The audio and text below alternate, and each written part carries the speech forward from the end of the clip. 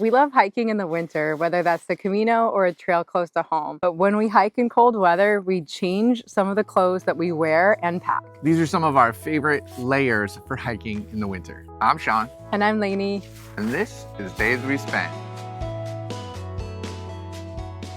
We're wearing what we typically bring for winter hiking, and we're gonna break it down for you layer by layer. We're gonna work head to toe, outside to inside, and show you some of our favorite pieces of gear and some of the options that we like to use as well. First thing is we need to take our backpacks off. I've got a 36-liter Gossamer gear bag because I like a little extra room in my bag for the layers because I like to bring a puffy, something that's a little bulky. I always hike with a lumbar pack. Today I'm wearing the Mountain Smith 7-liter pack. I can't bring a ton of extra layers because I always hike with a lumbar pack, so my capacity is smaller. It has to fit on me or be able to fit into my lumbar pack. Let's take these off, show you what we're wearing.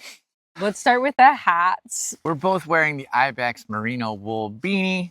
This is one of our favorite new additions to our winter layer list. It's incredibly warm, incredibly thin, and very easy to pack. If you don't wear it all day, you can stuff it into a pocket. You're good to go. We both really love to bring a merino wool buff because the buff gives us options to stick it over our face, stick it as an additional layer on your head if it's extra cold that day or that morning. Like your ears. But we like the merino wool option for winter hiking. Next, we've got gloves. I'm wearing a pair of merino wool gloves from Ibex. These are my new favorite piece of gear because when they get damp, they're not cold. I mean, in a downpour, no matter what, you'll be a little bit cold. But they have the ability to use your phone, and I love that. I also have a pair of gloves that I've been wearing for a while. These are just the run-of-the-mill gloves from Decathlon here in Spain. They are not that great in the wet. So if they get wet, you will get cold, but I have a solution. I add a little shell. These are mittens from Thermic. I picked these up for our Tour du Mont Blanc hike in the Alps, and I'm very glad I did. They weigh nothing. They're very easy to add to your pack, and they're an extra shell-like layer for when it's really cold, windy, or wet. These things performed amazing, and I love having them in my winter packing list for when the weather gets nasty. The only problem is you can't use your phone with these on, but Sean never had cold hands, and he was like real cute with his little like mittens holding his hiking poles. And if it's nasty enough for these to be on, I'm probably not taking my phone out that much anyway. And while it's weird to have two pairs of gloves, I actually think they're a really nice addition. We've learned from our mistakes to be prepared for wet and cold weather in winter. So we have recently added some really great rain gear. Rain gear! Oh wait,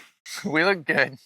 We're both wearing rain gear from the brand Clever Hood. They're like an urban biking rain company, so I was really curious to test them out. We're both really big fans. I am rocking a poncho because I always hike with a lumbar pack, so this is a really great way to keep my stuff and myself dry in a heavy downpour. I just have the zip-up jacket, but I really like how bright and visible this is because especially in winter when you're hiking in low light, visibility is really important. And I love how big the brim is. And because it's a little oversized, it means that I'm gonna stay very dry. When it starts really raining, it's nice to have a good, reliable piece of weather gear in your winter packing list so you can protect yourself from getting wet, which is a big problem when the temperature drops. I wear this as a shell as well if it's just a windy or a really cold morning. One of the pieces of gear that I did add because I was really tired of my legs getting wet and cold, especially in winter, is rain pants. These are from Salomon. You don't need something as nice as these, but this fabric is stretchy and that makes all the difference to feeling really comfortable on trail with rain pants. I've tried cheaper versions that were really restrictive and I hated them and I would never wear them. So I really love a stretchy pair of rain pants. These were worth their weight in gold for me on the Tour de Mont Blanc, and they will be coming with me on all of our future winter hikes and Caminos. Okay, time to take off the rain gear.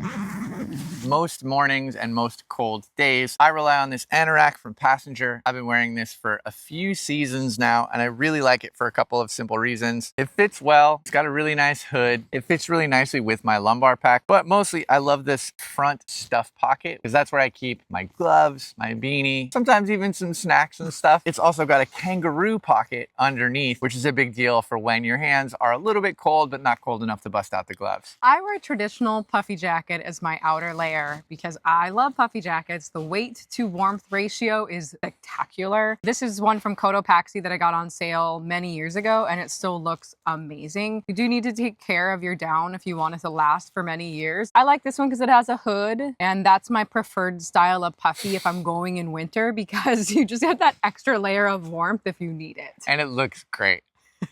Mid-layer time. This video is like the crunchiest striptease of all time.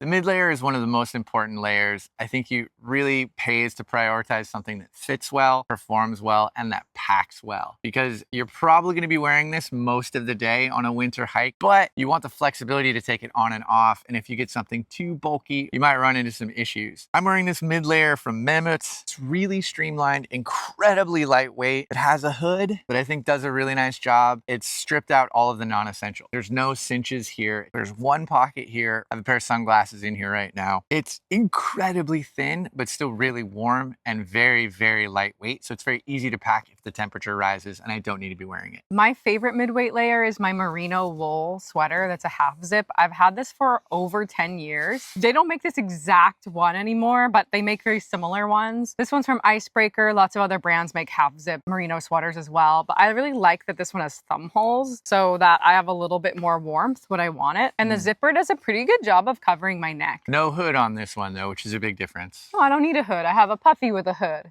And I have another layer underneath with a hood. You don't typically need pockets on a midweight layer because it's underneath something. So yeah, it's okay if there's no pockets on this sweater. I also sometimes like to bring a polar fleece because it's lighter weight to pack, but that one gets smelly versus merino wool. If I sweat through it, which happens to me, I'm sweaty, it's way less smelly and I just air it out and it's fine. If you're gonna spend a little bit more money, I think the mid layer is a great place to do it. Okay, but now let's strip. Here we go. Ugh. Now we come to our base layers. There's lots of different choices for base layers. We both like to use a long sleeve shirt for sun protection if you do strip down to your base layer, but also for just a little bit of more insulation and warmth in winter. It's important to remember that a winter hike, you're preparing for cold weather, but it's not always a guarantee, especially on a multi-day hike. You could hit really nice afternoon weather, and if all you have is big, heavy layers, you're gonna be a little bit uncomfortable. So we like to prioritize something that works if it gets a little bit warmer as a base layer, but also keeps a lot of body heat close to our skin, which is why I am rocking this sun hoodie from Cool. It's got little thumb holes, keeps me a little bit more protected from the sun. And like every piece of gear, it has a hood. I love hoods. I think they're a really important part of sun and weather protection. So I always get a base layer that at least has some kind of neck or head protection. I'm wearing a sun hoodie from Jolly Gear. These are made by hikers for hikers. Jolly is awesome. Thanks, Jolly. These have really nice thumb holes and hood. So it's kind of like a hybrid between what traditional button-up style hiking shirt and a sun hoodie because it has the hood, but it also has the collar. So you could tuck the hood away if you want to and wear it in town. The buttons are nice for some ventilation if it's warm. Couple this with my baseball cap, which I will often put on, even over my beanie often. I've got a lot of protection from the sun. See? Whoa, so stylish. In case you want to tuck the hood away. So these are some of the options that we like to wear. They're both synthetics, and occasionally we decide that we would rather have our base layer be something that's merino wool. It just depends on the hike, it depends on the temperatures, and it just depends on what shirt we feel like wearing. So sometimes we wear different clothes.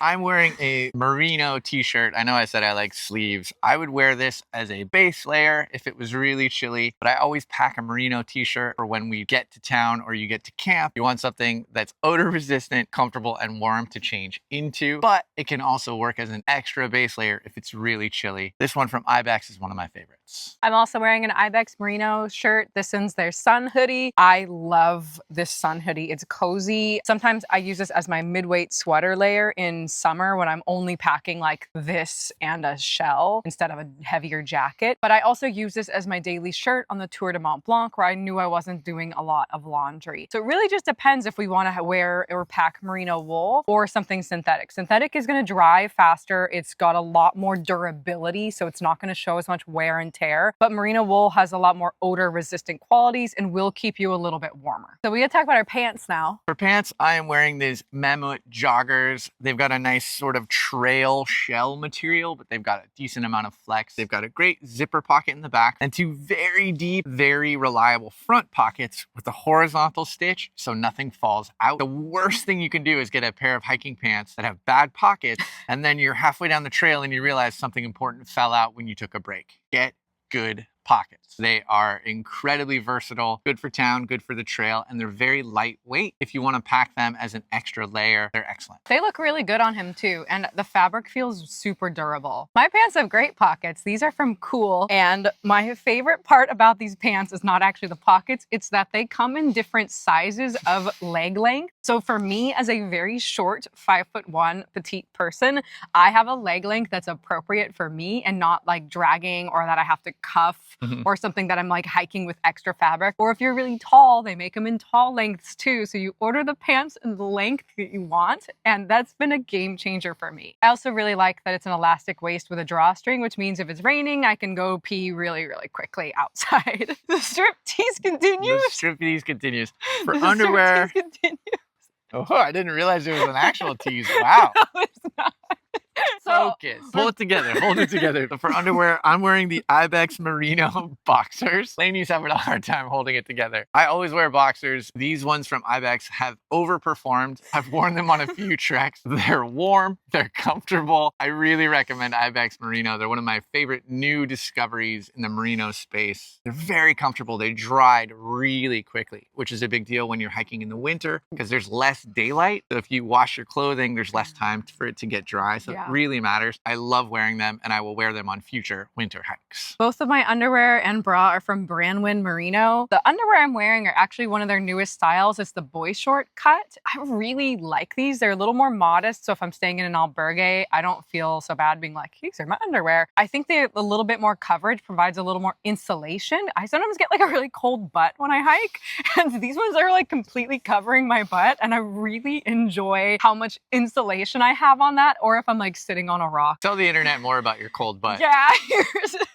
My bra is a black bralette from Brandwin Merino. I also like their sports bra version, but for winter hiking, I just go with the lightest option because I'm wearing so many other layers of clothing. I love their underwear and bras. They hold up for many years and they're really high quality. And so they're a little expensive per piece, but I think it's totally worth it, especially because I wear these all in my daily life too. Same thing goes for Ibex. They're quite expensive, but I've been really impressed with how well they perform and how comfortable they are on and off the trail. So our last layer is one of the most important, but often overlooked.